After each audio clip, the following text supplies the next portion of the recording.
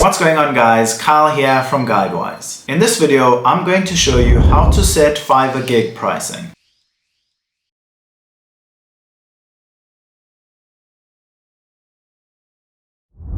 From your seller dashboard, in the top row, select My Business, then scroll down to Gigs. You can either create a new gig or go to an existing gig and then select Edit. Then go to Pricing. This is where you can set your scope and pricing. So we have packages, you can set basic description, standard description, and premium descriptions. You can then add your pricing at the bottom, as well as add any extras. Once you have completed that, make sure you hit save. Make sure that you review your pricing carefully before saving. If this video helped, don't forget to give it a like and subscribe to Guidewise.